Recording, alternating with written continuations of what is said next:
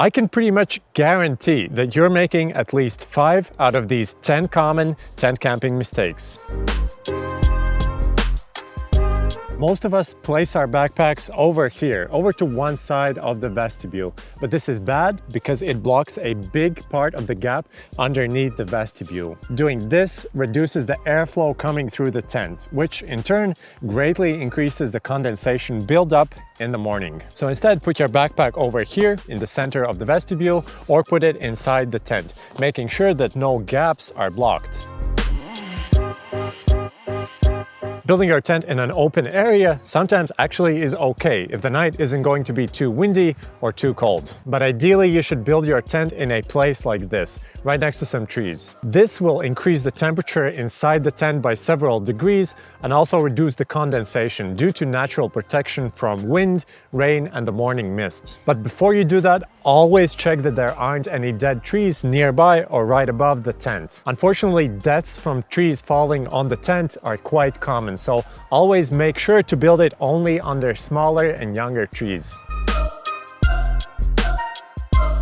Do not dry your wet hiking shoes, gloves, socks, or your rain jacket inside the tent. This will cause some of the moisture to evaporate and increase the condensation in the tent, which in turn will make your other gear damp. Instead, put them all in a dry sack or a trash bag overnight to isolate all of the moisture. It's much more efficient to dry your gear during the day in direct sunlight while having a pause or while having a meal. For staying warm, the most important thing is to keep your upper body warm because your heart and most of your arteries are located there. One thing that can help with this is putting your empty backpack underneath your sleeping mat. This will add some additional padding between you and the cold ground, which will make you warmer. Setting your tent up on a slight incline might be bearable, but during the night, your feet will slide into the bottom part of the tent. This will make the bottom part of your sleeping bag wet from condensation and make your feet feel colder. If there's no flat ground, try to set it up in a way where you're sliding against the mesh part of the tent, not the bottom part of it. Or you could also set it up like this and put your feet inside an empty backpack, which will keep your feet from getting cold and wet.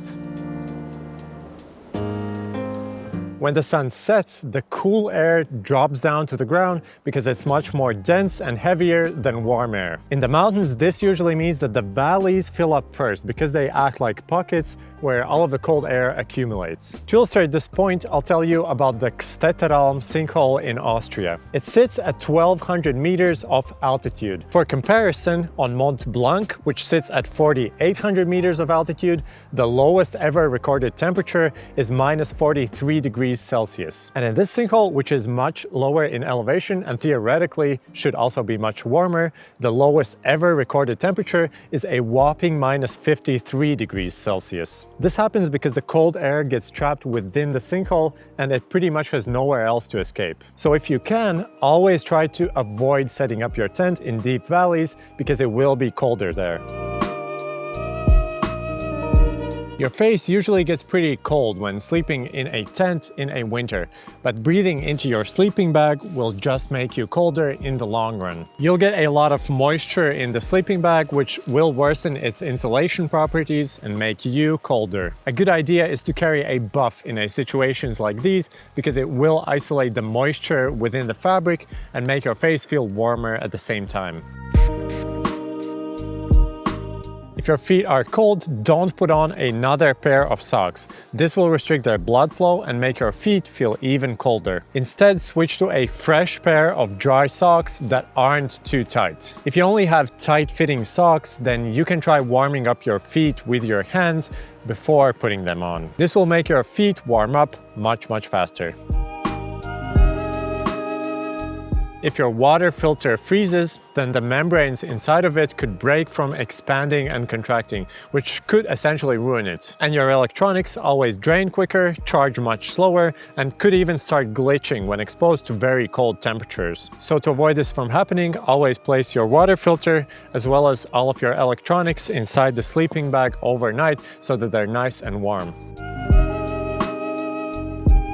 When setting up your tent, always make sure that each corner or the guy line is set out at a 45-degree angle from each corner.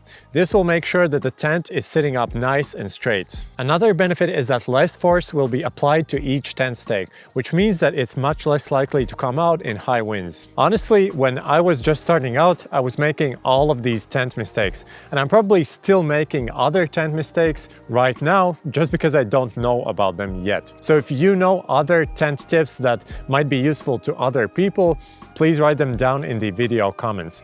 Thanks for watching, and I'll see you next time. Bye!